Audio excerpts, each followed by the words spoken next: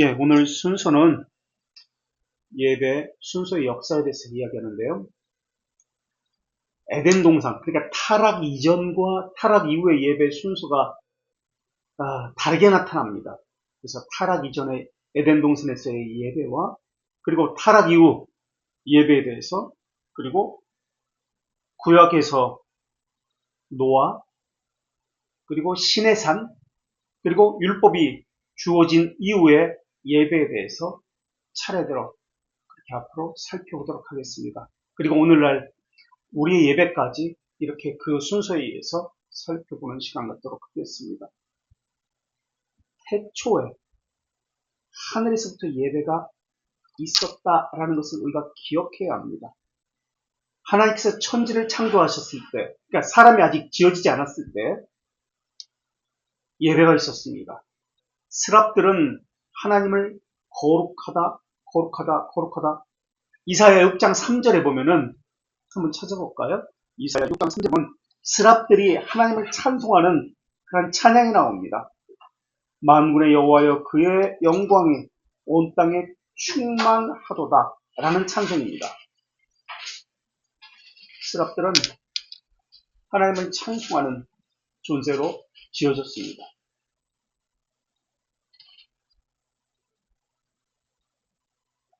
한번 우리 경전 읽으시죠. 6장 3절.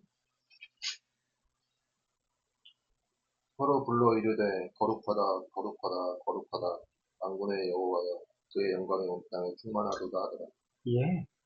스랍들은 이제 천사들의 무리, 스랍들이 만군의 여호와 거룩하다 거룩하다 그의 영광이 온 땅에 충만하도다 라고 찬양을 합니다. 천지가 창조되었을 때 하나님의 선하심과 영광이 온 땅에 드러났습니다. 하나님께서 보시기에 좋았다라고 했습니다. 이러한 찬양이 있었을 것으로 보입니다. 그리고 또 천사들이 마찬가지로 여기서도 찬송을 하는데 계시록 4장 8절입니다. 계시록 4장 8절에서도 천사들이 찬송을 합니다. 이건 하늘에서의 찬송입니다.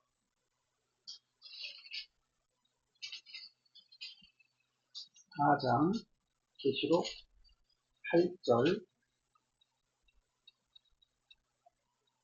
네, 어떤 분이 그의 생물은 각각 6날개를 가졌고 그 왕과 주의 영들이 가더라. 그들이 밤낮 쉬지 않고 이르기를 거룩하다 거룩하다 거룩하다 주 하나님 곧 전능하신 이여 전에도 계셨고 이제도 계시고 장차 오실이시라 하고. 예, 그렇게 찬양을 합니다. 천사들도 거룩하다 거룩하다 세 번을 찬송하죠. 주 하나님 곧 전능하신 이 전에도 계셨고 전에도 계시고 이제도 계시고 앞으로도 장차 오실리다. 이것이 한 단어로 어떤 단어죠? 한 단어로. 왜 여호와 과거, 현재, 미래 이 모든 것들이 다 담겨 있다는 뜻입니다. 그러니까 이것은 여호와라는 뜻인데 시간적으로 이야기하면 이것은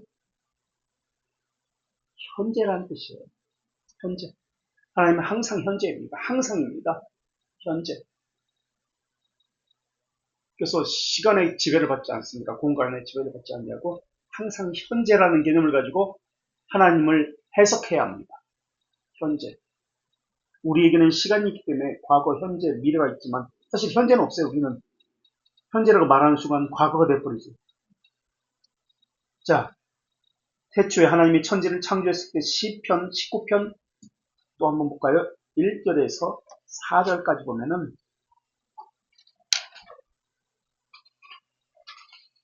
시편 19편 창조시라고 있는 것인데요. 19편 1절에서 4절의 말씀을 보면요. 또 어떤 분이 좀 하늘이 하나님의 영광을 선포하고 무창이 그의 손으로 하신 일을 나타내는도다. 날은 날에게 말하고 밤은 밤에게 지식을 전하니 언어도 없고 말씀도 없으며 들리는 소리도 없으나 그의 소리가 온 땅에 통하고 그의 말씀이 새까지 이르도다. 하나님이 해를 위하여 하늘에 장막을 베푸셨도다. 네. 온 땅에 들고 하나님의 말씀이 세상 끝까지 들렸고 하나님의 영광을 선포하는 소리가 밤낮으로 울려 퍼졌습니다. 자, 보십시오. 하나님의 말씀이 있었습니다. 그렇죠? 사람이 있기 전 처음 창조됐을 때 예배 순서를 한번 보세요. 예배에 어떤 순서들이 나오나요? 예배 지금 천사들이 찬송을 합니다. 모든 피조물, 땅도 하늘도 찬송을 합니다. 하나님을. 어떤 예배의 순서들이 우리가 하고 있는 예배의 순서들 가운데 어떤 것들이 있었나요? 어떤 것들이 나와요? 지금 말씀이 나왔죠. 또 찬송도 나오죠. 그 찬송은 하나님을 영광을 찬양하는 소리입니다.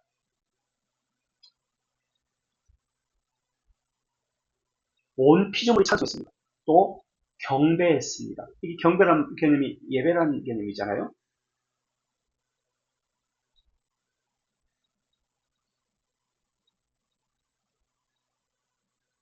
사람도 하나님의 형상을 따라 지음을 받았습니다. 형상을 따라 지음받았다는 것은 하나님의 영광이 그대로 사람에게 반영되었다는 그런 개념을 가지고 있습니다. 하나님의 속성, 하나님의 영광이 사람에게 그대로 반영되어서 이 사람은 하나님의 영광을 존재론적으로 찬양하고 경배하도록 그렇게 지음을 받았습니다. 그래서 시편 113편 5절에 해 돋는 데서부터 해지는 데까지 여호와의 이름이 찬양을 받으시도다 라고 합니다. 해 돋는 데부터 해지는 데까지 모든 존재하는 것이 하나님의 영광을 찬양했습니다. 이게 시편 113편 5절의 말씀인데요. 또 시편 96편 9절 96편 9절 한번 또 봐주실래요? 아름답고 거룩한 곳으로 여호와께 예배할지어다. 온 땅에 쏟아져 떨지어다. 예, 떨면서 예배했습니다. 하나님을 경외하면서 예배했습니다. 창조 시에 아직 사람이 창조 지음을 받기 전에 온 땅이 하나님을 경외했고 하나님을 예배했습니다. 하나님의 이름에 합당한 영광과 찬송을 드렸습니다. 자, 이것이 창조 시의 예배입니다. 그 다음 두 번째 예배는 에덴 동산에서 사람이 이제 창조된 이후의 예배를 이야기합니다. 처음에 하나님께서 이들을 창조하셨습니다. 그리고 이들을 에덴 동산 안에서 창조하셨나요? 아니면 에덴 동산 밖에서 창조하셨나요? 밖에서 창조하셨다 안으로 불러들입니다. 그렇죠? 하나님께서는 이들을 부르셨습니다. 에덴 동산 안으로 불러주셨습니다. 첫 번째, 부르심이 있습니다. 하나님께서 지정하신 장소입니다. 에덴 동산은 우리가 살펴보았지만 성소라고도 불렸습니다. 성소, 성전, 거룩한 곳이잖아요. 거룩한 곳, 거룩한 곳으로 하나님이 정하신 곳으로 하나님께서 아담을 불러두셨습니다. 이게 첫 번째입니다. 부르셨습니다. 아담은 하나님의 형상으로 창조되었습니다. 하나님의 형상이라는 것은 하나님의 영광을 반영했다는 뜻이고요. 또 선지자, 우리가 이미 배운 거죠. 선지자, 제사장, 왕으로서 일하고 지키고 다스리도록 그런 사명이 부여받았습니다. 그래서 우리는 이 단어가 지키고 경작하다, 이 단어가 예배와 순종이다. 바로 이 단어가 제사장들이 성전에서 또는 성막에서 행했던 순종과 예배, 봉사하다, 섬기다라는 개념과 똑같은 단어를 사용했다라고 우리가 이미 배워서 알고 있습니다. 그래서 에덴 동산이라는 이 거룩한 성소를 하나님의 말씀으로 지키고 하나님의 말씀으로 행하고 하나님의 말씀으로 다스렸던 것이 아담과 하와였습니다.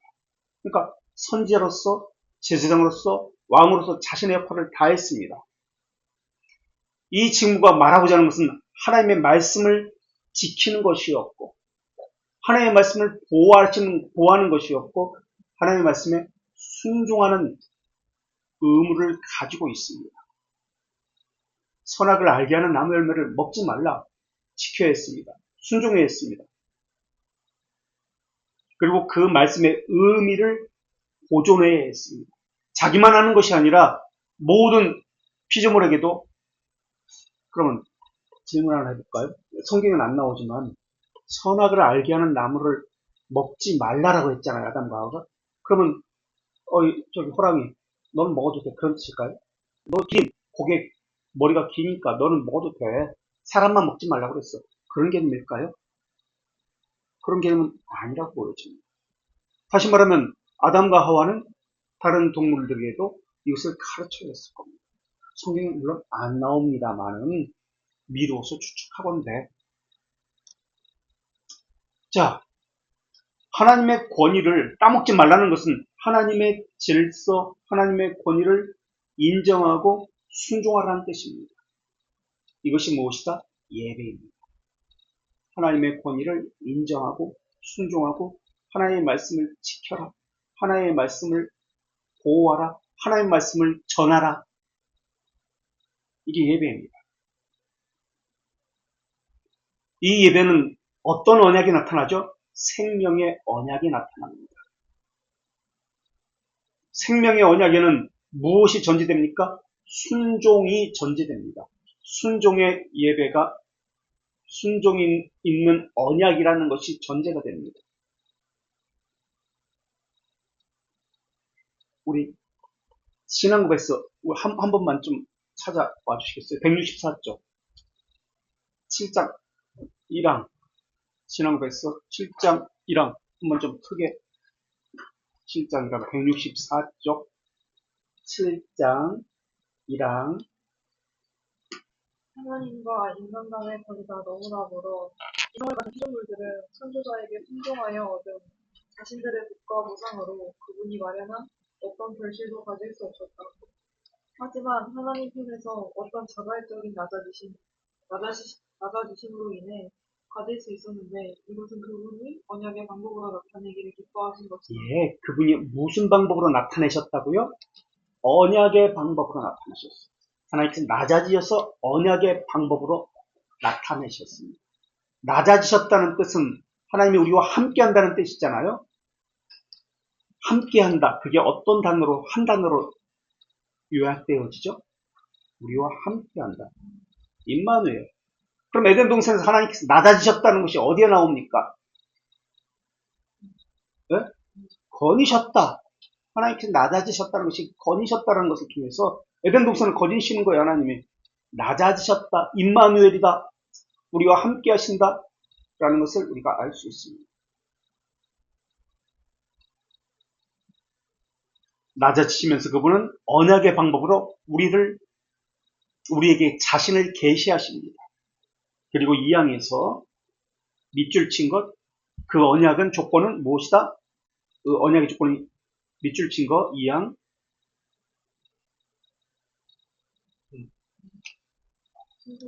순종이다. 순종이 조건이었다. 그 언약은 순종이 조건이었다. 라고 나옵니다. 하나님과 연결되는 예배자는 인간이었습니다. 물론 다른 피조물도 있었지만 우선은 여기에 생명나무 아래서 하나님과 식사가 있었다는 것을 우리가 알 수 있습니다. 그 피조물, 열매들을 아담과 하와가 먹었습니다. 그렇죠? 하나님 안에서 하나님의 거니시는 에덴 동산에서 하나님 앞에서 그 나무 열매들을 먹었습니다. 그렇죠? 하나님이 거니시는 이 동산에서 거기서 먹고 마셨습니다. 그리고 하나님과 교제가 있었습니다. 이것이 말하고자 하는 것이 무엇입니까? 성찬입니다. 하나님 앞에서 먹었습니다. 교제의 식사를 했습니다. 에덴 동산에서 금지한 것 외에는 그 어떤 것도 마음껏 즐길 수 있었습니다. 자, 에덴 동산의 예배를 한번 볼까요? 하나님의 첫 번째 부르심이 있었습니다. 그 다음에 순종으로의 응답이 있었습니다. 그리고 말씀이 있습니다. 말씀을 지키는 것. 또 교제 식사가 있습니다. 그래서 에덴 동산에서의 예배는 하나님 말씀과 성례를 통한 언약의 교제였습니다. 이 언약의 중심은 순종이 있었고, 우리는 예배를 의식으로 생각하지만은 아담의 삶이었습니다. 예배 자체가. 그것이 존재 이유였고 에덴 동산의 질서였습니다. 이런 삶을 통해서 다른 피조물과 구별되는 존재로서 예배자로서 살았던 것이 아담입니다. 여기서 우리 구별이라는 단어를 또 생각해 봐야 합니다. 구별. 예배 자체가 구별입니다. 성도라는 단어가 구별된 자라는 개념이잖아요. 그죠? 우리 구별을 한번 생각해 볼까요? 에덴 동산이 있었고 에덴 동산 밖이 있었습니다. 에덴 동산 동쪽으로 입구가 있었는데 무엇이 시켰다고 그랬죠? 타락 이후에 천사들이, 그룹들이 불칼과 두루 도는 화영검으로서, 불칼로서 에덴 동산을 지켰습니다. 그러니까 경계, 에덴 동산 안과 에덴 동산 밖은 경계가 분명했습니다. 그렇죠? 또 예배는, 교회는 세상과 교회는 구별됩니다. 신자는 다른 사람과 구별되어집니다. 또 구별에 대해서 또 한번 이야기해 볼까요? 어떤 구별이 있어요? 이제 좀 이따가 또 이야기합니다만, 노아에서는 어떤 구별이 있어요? 아브라함은 어떤 구별이 있나요? 계속해서 예배와 관련해서 구별이라는 개념이 나와요. 성교대하고도 좋습니다. 어떤 구별이 있어요? 노아는 노아의 방주를 만들고 방주와 방주 밖에 구별이 있습니다. 모세가 율법 받았을 때는 어떤 구별이 있었어요? 시내산에서 시내산과 시내산의 경계를 이제 좀 이따 성경을 다 찾아볼 거예요. 시내산과 시내산의 경계에 아무도 침범하지 못하도록 시내산과 그 밖에 경계가 있었습니다. 아브라함이 살았던 그곳 가나안 땅과 소돔과 고모라 이쪽 가나안 밖에 경계가 있었습니다. 또 야곱의 그 식구들이 요셉을 만나러 애굽에 갔을 때 그들이 살던 곳은 어디였죠? 고센 땅이었습니다. 고센 땅. 고센 땅은 이스라엘 백성들만 거기서 살았습니다. 애굽과 경계가 있었습니다. 또 이스라엘 진영이 있었습니다. 출애굽하고 이스라엘 진영이 있었는데 부정한 사람은 어떻게 했죠? 진영이 그냥 내버려 뒀나요? 부정한 사람은 어떻게 했어요? 진영 밖으로 쫓아냈어요. 구별이 있었어요. 거룩과 부정, 거룩과 부정. 구별이 계속되어집니다. 자, 그래서 에덴 동산에서 하나님의 부르심, 하나님의 말씀, 그 다음에 순종하고 응답하고 하나님과 교제, 이게 자기 존재 이유였고 이것이 예배의 기초 순서였습니다. 하나님이 존재케 하시고 하나님께서 부르시고 세상과 구별되게 하시고 하나님 말씀을 주시고 하나님 말씀에 응답하게 하시고 하나님 말씀에 순종하게 하시고 하나님 말씀과 교제하게 하시고 하나님의 말씀을 먹고 마시게 하시고 그것이 그들의 삶을 이루었습니다. 하나님이 존재케 하시고 하나님이 부르시고 하나님이 세상과 구별되게 하시고 하나님이 말씀을 주시고 하나님의 말씀에 응답하게 하시고 하나님의 말씀에 순종하게 하시고 하나님의 말씀과 교제하게 하시고 하나님의 말씀과 먹고 마심으로 삶을 이루게 했습니다. 그래서 에덴 동산에서는 아담의 전 존재의 삶이 예배였습니다. 그래서 그는 삶으로 하나님의 말씀에 순종했고 하나님의 말씀을 지키고 하나님의 말씀을 드러내는 삶을 살았습니다. 이게 예배였어요. 에덴 동산에. 자, 이것이 에덴 동산의 예배 순서였다면 세 번째는 타락 이후에 에덴 쫓겨납니다. 타락 이후에 어떤 예배 순서가 있는지를 살펴보겠습니다. 우선 에덴 동산에서 뱀이 하와에게 어떤 예배를 하라고 예배의 대상에 대해서 어떻게 꼬드겼죠? 하나님이 예배의 대상이 아니라 네가 예배의 대상이 되라고 했습니다. 네 자신이 선과 악을 분별해서 네 이성을 가지고 너 자신을 네가 하나님에 대해서 모든 것을 다스려라. 예배의 대상에 대해서 바꾸라고 속였습니다. 그 말은 하나님 대신 사탄을 섬기라는 말과도 같습니다. 하나님 말씀에 불순종하고 대신에 자기 말대로 행하면 너는 좋은 것을 얻을 것이야. 하나님과 같이 될 것이야. 하나님께 예배하는 것을 버려라. 대신 피조물을 경배하라. 피조물의 말에 순종하라. 이것을 이야기했습니다.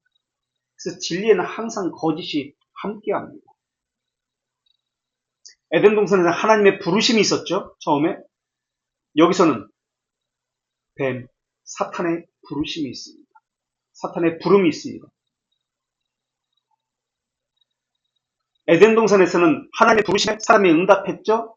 여기서는 사탄의 부름에 사람이 응답을 합니다. 사탄에 대한 사람의 응답. 그것이 좋다고 여긴 거예요. 그 다음 에덴 동산에서는 하나님의 부르심과 하나님의 부르심에 대한 사람의 응답, 하나님의 말씀에 대한 순종이 있었습니다. 그런데 여기서는 사탄의 말이 있고 사탄의 말에 순종합니다. 똑같아요. 이 순서는. 그런 다음에 에덴 동산에서는 하나님 앞에서 하나님과 함께 먹고 마셨습니다. 이제는 잘못된 식사를 합니다. 선악을 알게 하는 나무를 사탄 앞에서 먹고 마십니다. 이 순서는 똑같습니다. 다만 대상과 방법이 잘못되었습니다. 다 있어요. 순종도 있고 섬김도 있어요. 성례도 있어요. 성찬도 있어요. 말씀도 있어요. 예배의 대상도 있습니다. 그런데 무엇이 바뀌었어요? 거짓 말씀이에요. 거짓된 예배의 대상이에요. 잘못된 열정, 잘못된 순종, 잘못된 섬김, 거짓된 고안된 성찬이었어요. 잘못된 교제가 있었습니다. 명하지 않는 잘못된 것을 순종한 것이 있습니다. 똑같아요. 열정도 있고 섬김도 있고 예배도 있고 예배의 방법, 예배의 순서도 참된 예배와 동일했습니다. 그러나 방향이 잘못되었어요. 고안된 것이 들어갑니다. 거짓된 것이 들어갑니다. 예배의 대상은 창조주 하나님이 아니라 피조물이었고 자기 자신이 그 자리를 대신했습니다.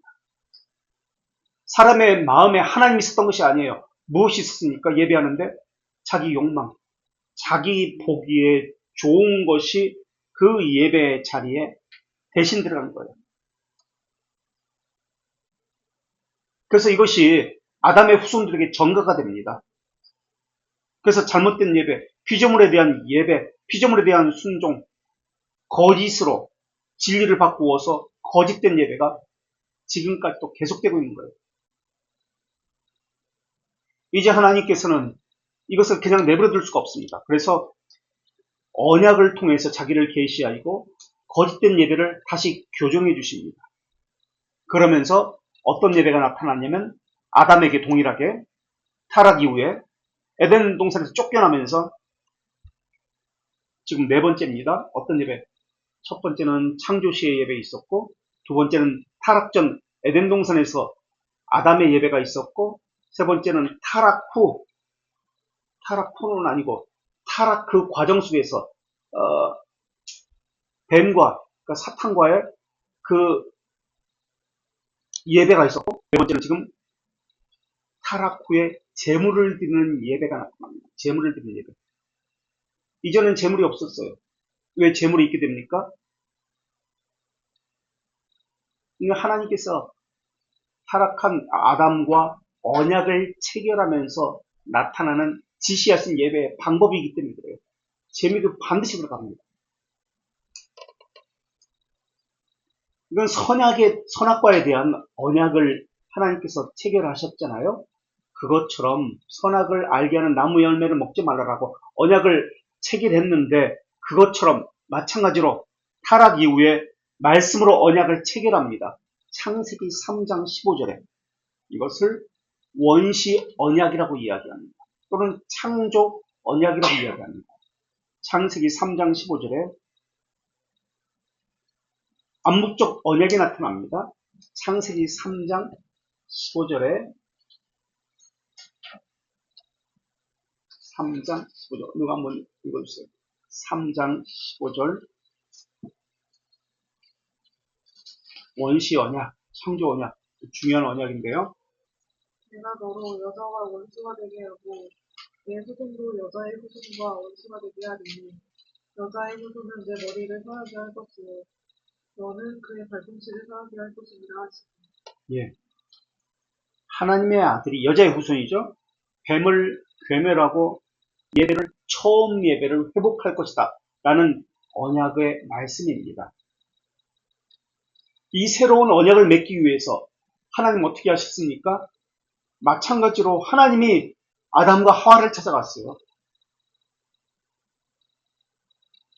하나님이 숨어있는 아담과 하와를 찾아갑니다. 사탄도 아담과 하와를 찾아갔습니다. 마찬가지로 에덴 동산으로 불러 모으신 것도 하나님이었다면, 숨어있는 타락 후에 숨어있는 아담과 하와에게 하나님이 찾아가십니다. 찾아가셔서 찾아내십니다. 모으시죠? 하나님이 불러내 모으십니다. 첫 번째 찾아가셔서 부르시고 모으십니다. 이게 하나님이세요. 타락 후 예배. 그런 다음에 질문 하나 해볼까요? 언약이 먼저일까요? 가죽옷을 입혀주는 것이 먼저일까요? 하나님의 언약을 지금 3장 15절을 읽었는데, 언약을 맺는 것이 먼저일까요? 가죽옷을 입혀주시는 것이 먼저였을까요?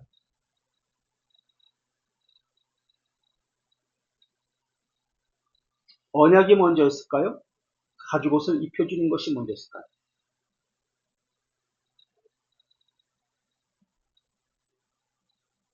왜요?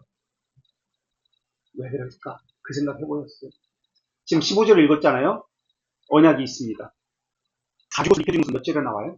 보세요. 몇 절? 21절에 나옵니다. 가죽옷을 입혀줍니다. 언약을 먼저 맺고 나중에 가죽옷을 입혀줍니다. 왜 그럴까요?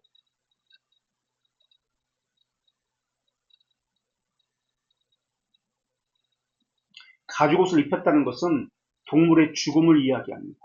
그렇죠? 희생 제물을 의미합니다. 범죄한 사람에게 다른 동물이 대신 죽음으로써 일시적이지만 하나님과 교제할 수 있는 길을 열어주신 것이 이 타락 이후의 모습에 보입니다.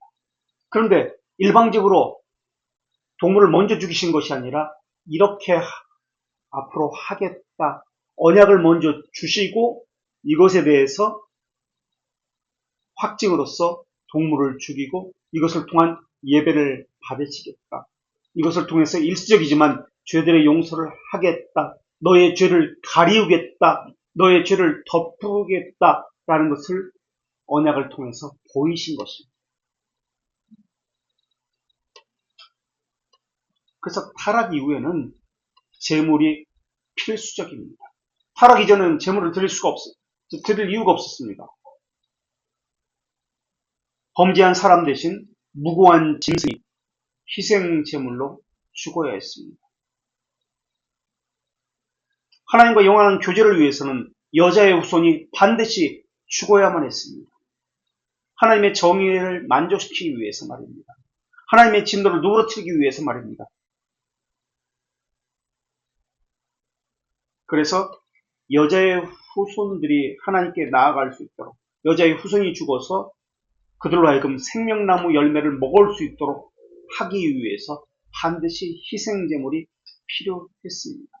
희생제물이 죽어서 하나님과 화목하게 하는 직분을 담당한 겁니다. 그래서 약속된 아들이 오시기 전까지는 계속해서 희생제물이 필요했습니다. 이것은 제물은 은혜의 언약에서 필수적인 요소였습니다.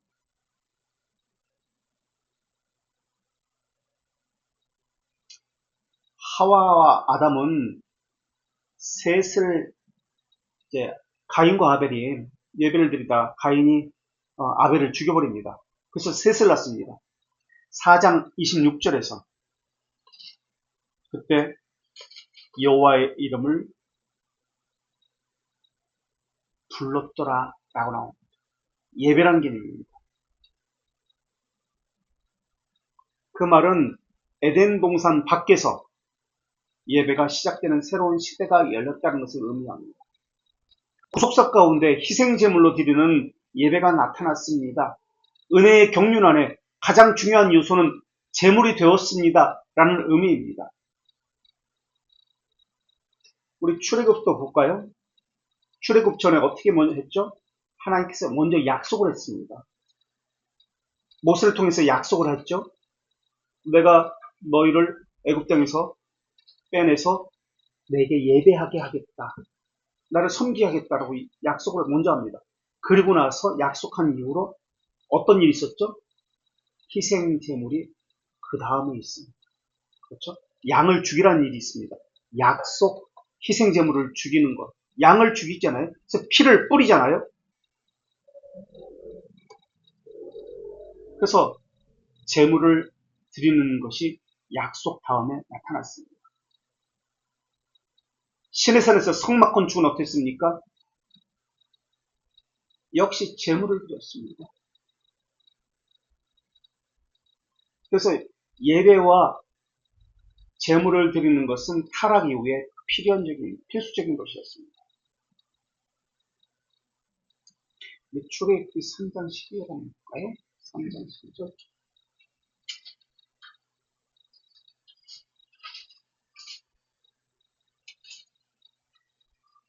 3장 12절. 하나님이 이르시되 내가 반드시 너와 함께 있으리라. 너와 함께 있다고 했습니다. 이것이 어떤 단어라고 했죠? 너와 함께, 임마누엘. 에덴 동산에서 있었던 그 하나님이 너와 함께 있으리라. 동일하게 말씀하십니다. 너와 함께 있으리라. 그리고 내가 모세 그 백성을 인도하여 낸 후에 너희가 이 산에서 하나님을 섬기니 이것이 내가 너를 보낸 증거니라 라고 이야기합니다. 약속을 합니다.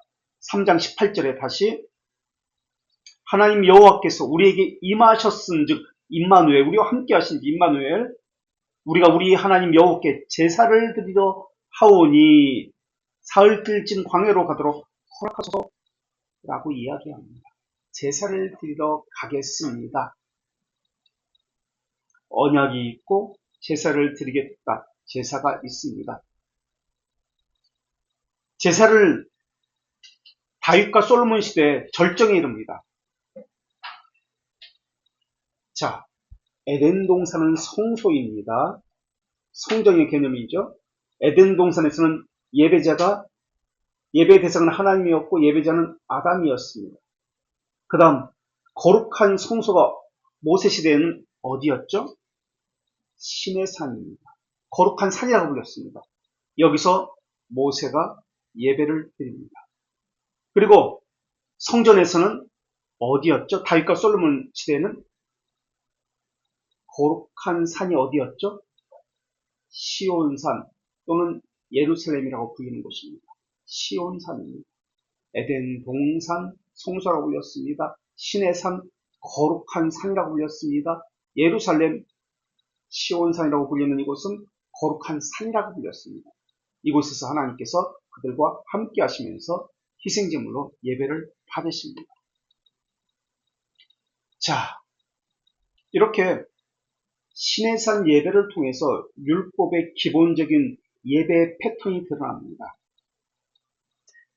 물론 시내산의 예배에서도 율법이 주어지면서 기본적인 틀은 변하지 않습니다. 하나님의 부르심, 모이심, 응답, 그 다음에 말씀에 순종함, 함께하는 식사.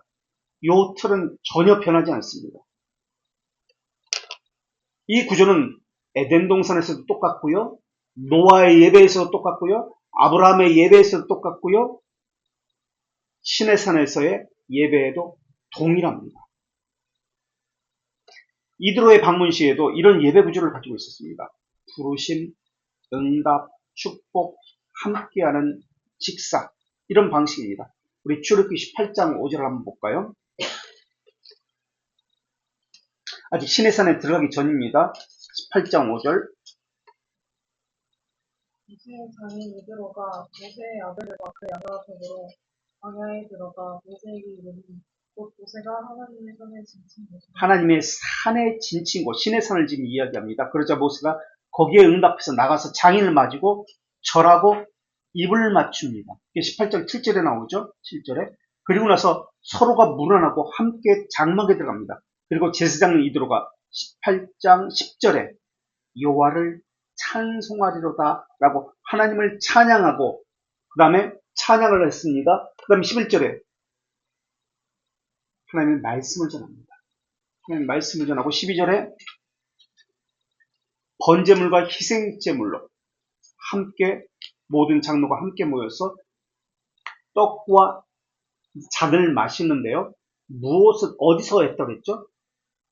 어디 앞에서? 하나님 앞에서. 임마누엘 하나님 앞에서 합니다. 하나님과 함께 합니다. 그리고 13절부터는 재판을 위해서 천부장, 백부장 세우게 하십니다. 이것은 의를 행하라는 이야기입니다. 의. 이런 방식으로 예배가 진행되는데요. 여기서 전제가 되는 것은 성결이 전제가 되어야 합니다. 성결. 구별이 전제가 되어야 합니다. 구별. 그리고 타락 이후에는 반드시 무엇이 있어야 된다? 제물이 있어야 되고 중재자가 있어야 합니다. 이게 필수였어요. 중재자는 선지자 겸 제사장입니다. 이제 구체적으로 출애굽기에 나타난 예배의 패턴을 한번 살펴보겠습니다. 지금 우리가 살펴봤던 거, 모이는 거, 부르심, 모임, 이러한 순서를 가지고 한번 살펴보겠습니다. 하나님이 처음에 백성을 부르시고 모으라 라고 말씀합니다. 우리 신명기 4장 10절을 찾아볼까요? 신명기 4장 10절. 여기서 예배라는 단어가 나왔습니다. 교회라는 단어도 여기서 나왔습니다. 예배라는 단어, 교회라는 단어. 어떤 단어죠? 어떤 단어가 여기서 나왔을까요? 4장 10절에? 어떤 단어죠? 어떤 단어가 예배라는 단어, 교회라는 단어가 나왔는데 어떤 단어죠? 어떤 단어예요? 우리 이 책을 가지고 할 때 이야기했었는데 모으라 라는 단어예요. 모으라. 하나님 명령을 하셨어요. 모여라. 내가 지정한 이 장소로 모여라. 우리 며칠 전에 대면 예배, 5년 전에 대면 예배가 하면 안 된다고 했잖아요. 그래서 대면 예배 했던 교회는 법적인 어떤 제재를 받았잖아요. 재판 결과가 나왔어요. 며칠 전에. 그 결과 아세요? 대면 예배 그거 벌금 내고 막 난리 쳤잖아요. 구속한다 막 그러면서 뭐 살인자다 그러면서 대면 예배가 합법이랍니다. 그 판결 나온 거예요. 우리나라에서. 대면 예배가 잘못된 거 아니다. 그렇게 판결 나왔습니다. 어쨌든 하나님께서 모이라고 한 그 장소에서 모입니다. 읽어보겠습니다. 내가 호렙산에서 내 하나님 여호와 앞에 섰던 날에 여호와께서 내게 이르시되 나에게 백성을 모으라. 내가 그에게 내 말을 들려주어 모으라. 내 말을 하나님 말씀을 들려주어 그들이 세상에 사는 날 동안 나를 경외함을 배우게 하여 그 자녀에게 가르치게 하리라 하시며 모이는 이유가 무엇입니까? 왜 하나님께서 모으라고 했습니까? 하나님의 말씀을 듣고 하나님의 말씀을 왜 듣게 했습니까? 경외함을 배우게 하기 위해서입니다. 그리고 거기서 그치는 것이 아니라 경외함을 자녀에게 가르치게 하기 위해서입니다. 우리가 왜 모입니까? 왜 예배합니까?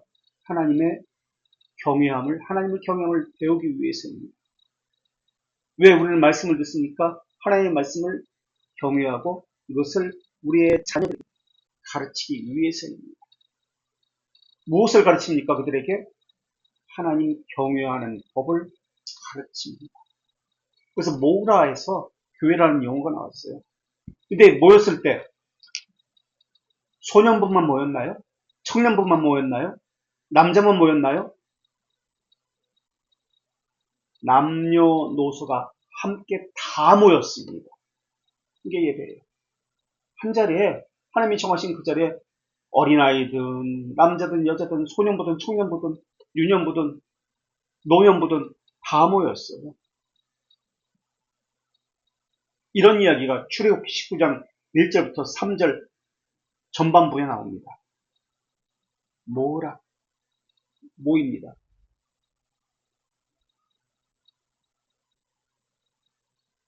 그 다음 두 번째 부분이 출애굽기 19장으로 한번 들어가 볼까요? 아까 출애굽기 19장 1절부터 3절까지의 말씀엔 지금 요 말씀이 안 나오기 때문에 이걸 가지고 봤어요. 출애굽기 19장 3절 하반부터 6절까지 3절 하반부터 여기서는 언약을 지키면 내 소유가 되겠고 제사장 나라가 되며 거룩한 백성이 된다라는 말씀이 나옵니다. 한번 좀 읽어주겠어요? 3절 하반절부터 너는 이같이 야곱의 집에 말하고 이스라엘 자손들에게 말하라. 내가 애굽 사람에게 어떻게 행하였은가? 내가 어떻게 독수리 날개로 너희를 넣어 여기로 인도하였음을 너희가 보았느니라. 세계가 다 내게 속하였나니 너희가 내 말을 잘 듣고 내 언약을 언약을 지키면 지키면 너희는 모든 민족 중에서 내 소유가 되겠고 너희가 내게 대하여 제사장 나라가 되며 거룩한 백성이 되리라. 너는 이 말을 이스라엘 자손에게 전할지니라. 예, 언약을 지키면 순종이라는 개념이 들어갑니다. 전제가 됩니다. 이것에 대해서 말씀에 대해서 백성들이 이제 어떻게 하죠? 이번에는 8절에 백성들이 응답을 합니다. 하나님께서 명령하신 대로 우리가 다 행하겠나이다 합니다. 하나님이 말씀하시고 이것에 대해서 응답합니다. 이것을 라틴어로 보툼이라고 이야기합니다. 보툼.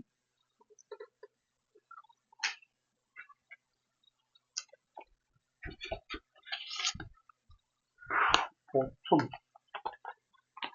자, 우리가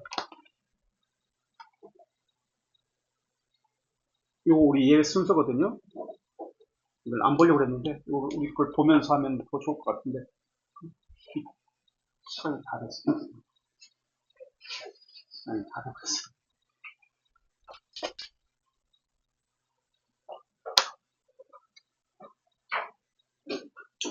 처음에 뭐가 있죠? 처음에 뭐가 있죠? 예배 시작했을 때 예배로 전주가 있고 예배로 부름. 누가 누구를 부르는 거예요? 우리가 하나님 부르는 거예요? 하나님이 우리를 부르시네요. 하나님이 우리를 부릅니다. 여기에 대해서 우리는 응답합니다. 이것이 보툼이라고 합니다. 서약 맹세라는 뜻이에요. 서약 소원. 이걸 라틴어로 보툼이라고 합니다. 서원, 서약을 이야기해요. 서원과 서약을 한번 제가 말씀드렸습니다. 서원은 뭐뭇을 하겠다. 서원은 하겠다. 내가 원한다. 하겠다. 서약은 하지 않겠다. 나 결혼하지 않겠어. 평생 하나님과 함께 하겠어. 결혼하지 않고. 그래서 서약은 맹세 또는 서약 같은 말입니다. 하지 않겠다. 약속하지 않겠다. 뭐뭇을 하지 않겠다. 이것을 이시아르라고 합니다. 히브리어로 이시아르. 뭐뭇을 하겠다. 원합니다. 하겠습니다. 이것을. 네데르라고 합니다. 네데르. 하겠습니다. 그래서 서약과 서원으로 순종하겠습니다. 라는 것으로 예배가 시작됩니다. 이것을 보튠이라고 합니다. 하나님이 부르셨고, 그래서 이렇게 이야기합니다.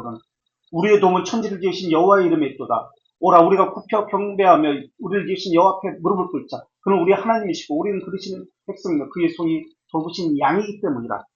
너희가 오늘 그의 음성을 듣거든 너희는 무리바에서 같이 또 광야의 맛에서 지냈던 날과 같이 너의 마음을 완악하게 하지 말지어다. 예, 그렇습니다. 아멘. 우리는 그렇게 하겠습니다. 서원과 서약을 하는 거예요. 강팍하게 하지 않겠습니다. 완악하게 하지 않겠습니다. 그래서 응답성을 하는 겁니다. 우리는 찬송을 대신해서. 이 칼빈의 이제 전통인데 시편 128편 6절입니다. 128편을 가지고 찬송을 하는 거예요. 그게 우리 시편 찬송 지금 103쪽에 나오는 이 시편 찬송입니다. 이제 칼빈의 그 예배에서 이걸 볼 텐데 어쨌든 이게 보툼이라는 겁니다. 하나님의 말씀하시고 부르시고 응답하는 것. 이것을 보툼이라는 것은 서원, 서약이다. 군사용어입니다. 충성하겠습니다. 이때 우리는 어떻게 합니까? 완악하게 하지 말지어다. 그 다음에 우리는 그냥 듣고 말면 되는 겁니다.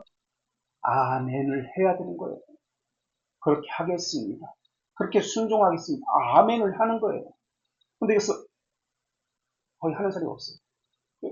하는 사람도 물론 있죠. 해야 합니다. 순종하겠습니다. 응답이 되어야지 예배가 되는 거예요. 이게 보통이에요. 서원, 서약을 하겠습니다. 순종하겠습니다. 아멘이 필수적입니다. 우리 출애굽기 이스라엘 백성들 어떻게 했는지 하나님이 부르셨을 때 19장 8절 한번 보세요. 19장 8절에 백성이 일제히 한번 읽어주세요. 19장 8절. 백성이 일제히 응답하여 이르되 여호와께서 명령하신 대로 우리가 다 헤아리이다. 모세가 백성의 말을 여호와께 전하니. 예, 백성이 일제히 응답해서 이르되 여호와께서 명령한 대로 우리가 다 행하리이다. 그 말이 지금 우리는 아멘이란 말이에요. 여호와께서 명령하신 대로 우리는 다 행하겠습니다. 이게 아멘이라는 거예요. 그것을 다시 모세가 백성들의 말을 듣고서 하나님 말씀하신 것을 백성에게 전했고 백성들이 예, 다 알겠습니다. 이것을 가지고 다시 하나님 앞에 나아가서 다시 이야기합니다. 하나님께. 예, 우리 백성들이 우리가 지금 하나님께 다 행하겠습니다. 라고 이야기합니다. 이때 호칭이 어떤 호칭이었나 보세요. 지금 계속 되는 호칭이 어떤 호칭인지 보세요. 어떤 호칭도 쓰고 있나요? 하나님이라는 호칭이 여호와라는 호칭은 어떤 호칭이죠? 여호와라는 호칭은 어떤 호칭이죠? 여호와라는 호칭은 풀어서 얘기해 보세요. 그럼 여호와라는 이제도 있었고 전에도 있었고 장차 오실 자라 과거 현재 미래 약속이라는 뜻이에요. 언약의 하나님이라는 뜻이에요. 편치 않는다는 뜻이에요. 그래서 언약을 이야기할 때는 여호와라는 호칭을 씁니다. 엘로힘은 하나님이라는 호칭은 어디에 창조시에 33번 나옵니다. 창세기 1장 창조시에 능력의 하나님, 전능한 하나님과 관련된 것이 엘로힘입니다. 언약과 관련돼서는 나의 자녀다, 나의 백성이다 라고 할 때는 여호와라는 호칭을 씁니다. 친근감, 인격적인 관계성을 이야기하는 거예요. 하나님은 나의 목자시니 시편 23편에서 뭐라고 얘기하죠? 호칭을 다윗이 내가 지금 공경에 처했습니다. 나가 죽을 것 같습니다. 그때 하나님은 능력의 하나님입니다. 라고 한 것이 아니라 언약에 호소한 겁니다. 그래서 누구는 나의 목자시니? 여호와는 나의 목자시니라고 하는 거예요. 언약에 호소하는 거예요. 하나님이 나를 지켜주기로 하지 않았습니까? 내 왕위를 영원하게 대대로 지켜주시겠다고 약속하셨습니다. 이 하나님께 내가 호소하는 거예요. 다윗이. 그래서 여호와라는 호칭을 쓰는 거예요. 능력 있는 하나님이라고 해도 되는데 그렇게 하지 않습니다. 언약에 호소하기 때문에. 그래서 언약과 관련되어서는 여호와라는 호칭을 사용합니다. 무슨 마찬가지예요. 언약과 관계를 가지고 있기 때문에. 그래서 언약이라는 개념을 여호와라는 호칭을 써서 정확히 합니다. 그러자 하나님께서 9절에 다시 뭐라고 그래요? 여호와께서 모세에게 이르시되 내가 빽빽한 구름 가운데서 내게 임함은 임마누엘입니다. 그죠? 임함은 함께합니다. 다시 내가 너와 말하는 것을 백성들이 듣게 해서 또한 너를 영원히 믿게 하려 함이라 하시는데 모세가 백성들의 말을 하나님께 전했을 때 하나님께서 어떻게 하셨죠? 하나님 빽빽한 구름 가운데서 모세에게 임하셨고 하늘에서 땅으로 내려와서 모세에게 임하신 거예요. 내려와서 왜 내려와서 임했습니까? 하나님이 모세와 말하는 것을 백성들이 듣게 하기 위해서요. 말씀을 듣게 하기 위해서요. 또 백성들이 모세는 중지자입니다. 대언자입니다. 그 대언자를, 중재자를 연약한 사람이지만은 중재자를 믿게 하기 위해서였습니다. 그래서 칼빈은 예배의 시작을 문구를 라틴어 보툼으로 시작합니다. 우리도 좀 보툼으로 시작하고 있잖아요. 이게 성경적인 거예요, 다. 칼빈의 예배 방식을 따라서 보툼, 맹세, 서약이라는 개념이에요.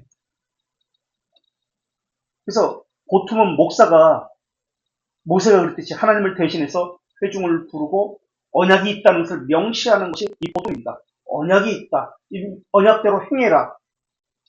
그리고 그렇게 행했습니다. 이것을 하나님께 다시 올리는 거예요. 그리고 칼빈의 예배 시작에 124편 8절, 124편을 가지고 사용했습니다. 이때 칼빈은 이것을 예배의 부름이라고 하지 않습니다. 예배 말씀이라는 단어를 썼습니다. 예배의 말씀이라는 단어를 써서 그렇게 표현했습니다. 사람이 하나님을 부르는 것이 아니고 하나님이 그 백성을 부르셨다는 뜻에서 말입니다. 그래서 하나님의 부르심에는 말씀이 있고 그것에 응답해서 행하겠습니다라는 응답이 반응이 있습니다. 이것을 언약 체결이라고 이야기합니다. 자, 언약 체결이 보툼에서 이루어져야 그 다음 예배가 진행됩니다. 여기서 얘가 안 되면은 이 보툼에서 응답성 요게 안 되면은 보툼에서 이게 안 되면은 예배가 진행이 되지 않습니다. 그러니까 이거 엄청난 요 예배의 부름과 응답 여기가 엄청난 시간이에요. 그냥 단순히 광야에 지났다가 너희 마음을 완악하게 할지마다 그리고 찬송 1절 128편 1절 한 절 부르는 그런 개념이 아니에요. 보통이 엄청난 시간이에요. 예배 언약의 갱신, 체결, 하나님의 말씀에 대한 권위를 인정합니다. 라는 개념이에요. 듣게 하며 믿게 하게 하기 위해서입니다. 오늘 요 순서를 신의 산까지는 다 끝내려고 시간 관계상 항상 그렇듯이 여기까지 하겠습니다. 혹시 질문이나 하실 말씀 있으세요? 다음 주에 계속해서 10편, 19편의 예배 순서, 보통 이후의 순서를 살펴보겠습니다.